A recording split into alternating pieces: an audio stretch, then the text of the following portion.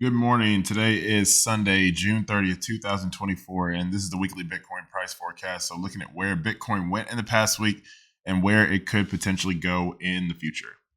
So, this is the end of June, the end of the second quarter. And let's look at how the quarter went. Like, really, let me see, it started here in April. We went down, and honestly, the quarter really went nowhere.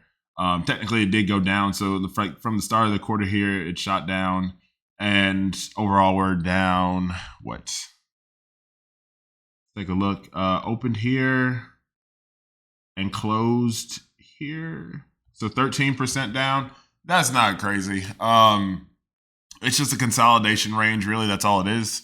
13% in Bitcoin, like, is nothing when you have potentially hundreds, if not, thousands of percent on the other side. I don't think we're really in the regime for Bitcoin that we're getting, 1,000% returns plus anymore. But I think there is a good opportunity to get a couple triple digit returns here for sure. So, like I said, overall it was a down month, but not bad. Like, there's still a lot of bullish news happening, especially with on the ETF front. I mean, I think from what I'm hearing that early July we'll start seeing those released. So for trading, at least, they've already been approved. They just need to be released for trading. So that could happen next week, as early as next week. So we'll see.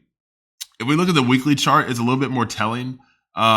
There's been there were huge attempts to get, and the reason I thought that we were going to continue going up, there were so many attempts down here to get below 61,000. And actually, if you look at it, we really never did. We actually never got closed below 61,000 at least. Like, we had little wicks down there. And that's fine. I don't care. This is a very clear range. It's an area where prices we're playing ping pong. It's going up, it's going down, and like, we're seeing which side is going to break first. And we have to talk about like the bearish and the bullish case, right? So there's a small possibility it could drop down to here, down to about 52,000, because there is some liquidity to clean up here, really from about this point of the candle to down here. Now, I don't see that being realistic. I mean, we can talk about probability and possibility. Is it possible? Absolutely. All things are possible. But probable, I do not believe so. I think that we're going to see this be a turnaround point. And once I put the drawings on here, that'll make a little bit more sense. So yeah, we're getting kind of congested here. But as we can see from last year, we, kind of winded up. And then in October, starting from here, we just went on a run. Paused in January and went on another run. This is a breather. You can't go straight up. And if you do go straight up, you're going to come straight down too. So this is healthy. I'm not concerned about this at all. But if we look at it, this blue line, you have your high time frame support. The red, you have resistance. I guess we could call that high time frame as well, just to be consistent.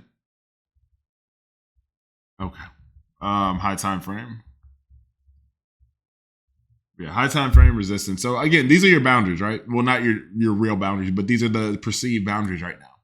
So you have the upside of this, boom, it comes down, hits the support, hits the resistance, hits the support one more time. You also blew through this daily demand zone, and now you came down and touched the bottom of this channel. So that's the thing. I think these, if I had to put it out, like these green channels, these are, I guess, approximates. Well, I guess is the real thing for the parabolic movement. So one of the hallmark attributes of a parabola, if we look at it, this blue line right here, this nice curve that we've had forming all the way since 2021, so almost 2 years ago, it just comes down and swoops. And so like the thing about parabolas is it gets steeper as time goes by. That is like one of the defining characteristics of a parabola. So you had this movement, and now you have this movement, and now you're probably going to have a steeper movement up to the top. It just keeps on getting steeper and steeper. So let's say, potentially we go all the way out to this parabola and we get here. That would be 6 months from here. I don't see that being realistic. I don't see that being realistic simply for the fact that this was also 6 months. This was a 6 month period, and I absolutely lived through it too. This was not fun. This was not fun. That was March to October. So history could repeat itself. And let's say, it goes something like this. Let's see if we can draw a path. I don't believe that this, again, we just talked about probability and possibility. I don't see it being a real possibility, a probability, but, we could do something like that. I don't believe that's the case. I think that's just too far out. It's too far out. you have a lot of banks who are trying to get in. You'll be in election. You'll be heavily in election season at that point. So it's just a lot of excitement coming into the market for real. We still haven't even gotten down to the 50% line for the Fibonacci from this move. So yeah, I am not concerned in the least. We couldn't break the support. We couldn't break the 0.382 Fibonacci. We couldn't break this downtrend channel line. So like, yeah, it might have wicked down and got down to here. I think this is more of a liquidity grab than anything. Like, and you tend to see these type of candles once you're about to see a reverse to the upside. I've spent a lot of time on the weekly chart. We can get a little bit more granular here. Yeah, that's pretty much it. We're in a range right there. Nothing too crazy. As you can see, we actually formed a little double top here. The thing about the market is like you have to make predictions forward, but you can only understand it in reverse. You see things coming up here. So this was in May. This was mid-May. You had this touch of support.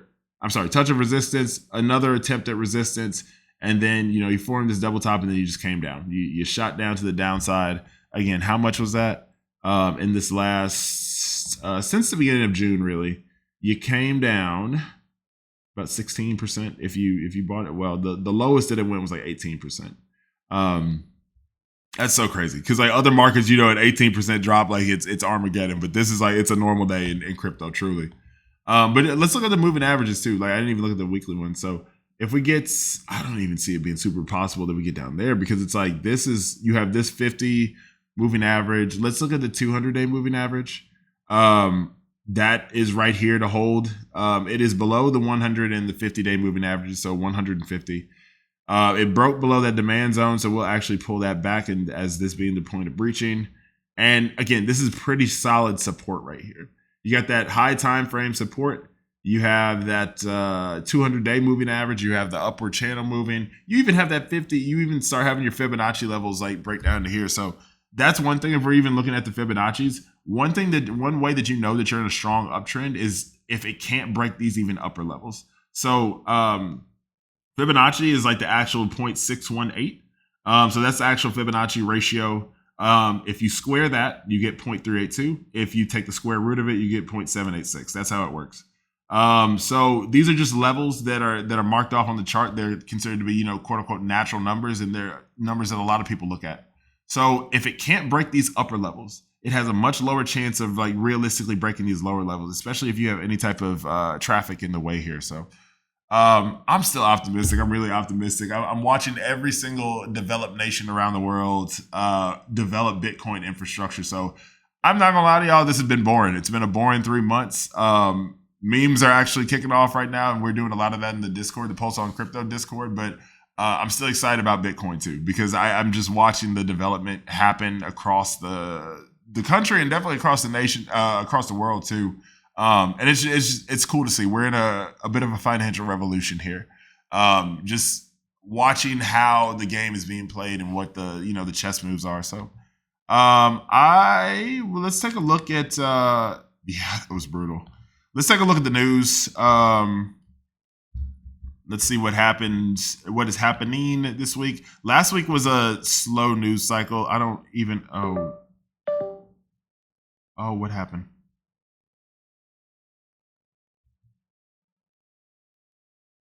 That's so weird. Like okay. All right, we'll take it. It's still recording, so it's fine. Consumer confidence came back. Nothing happened there. New home sales were down, actually. So they're not selling as many new homes. These are minor news events that they're scheduled. We know when the news is going to be released. Final GDP were pretty much at the same. They hadn't changed. Unemployment claims went down. That's good. Pending home sales is down. So people aren't selling homes and people aren't buying homes either. Oh, well, pending. Yeah, so that's, well, what was that? Was that the forecast? Yeah, the forecast. Okay, so this came in below forecast, and then your core PCE. Let's take a look here. ISM manufacturing PMI. That is, what is this? July 1st.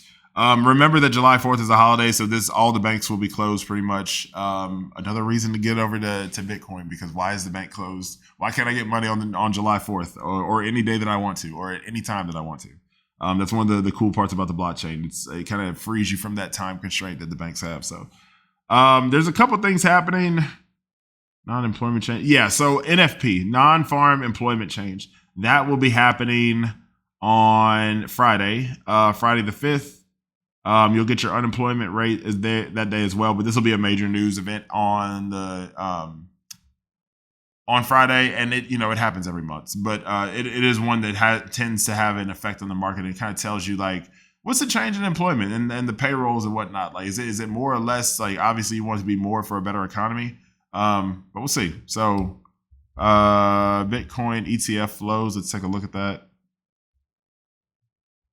I'm just going to assume that this was a selling week just based on how things went. So you can move. Yep. It was well, it started off selling a little bit. They sold off heavy on Monday. Was this a Monday? Yeah. They sold off heavy on Monday, and I think the rest of the days were either net zero or ever so slightly net positive. So that's good to see. It is good to see that it's ticking up a little bit because this whole week was negative.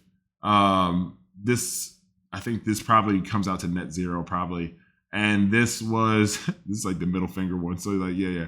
You got that, just a tiny middle finger, which is really all it is. So yeah, it's just been stagnant really for the whole month. Like if you look at the 610, like they started off the month of June going crazy. Like they started off June in a very big way, and then they just did nothing with it for the rest of the month. So like I said, every day you get closer and closer to the actual up only season. And that's exciting. This year, I mean, we've seen the ETFs come through. Everything that you could have thought on the financial front that needed to happen for crypto happened, for Bitcoin at least. And crypto will soon be behind it. So you got presidential elections coming up. So like I think we're at the bottom of the liquidity cycle globally. If you look at that, these are good times, people. These are absolutely good times, and I'm excited for sure. Again, this has been Chris Talks Crypto. Check out any crypto-based resources on christalkscrypto.com. Join the Pulse on Crypto Discord. Check out the top 50 picks, and I will see y'all on the moon. Take care. Yep.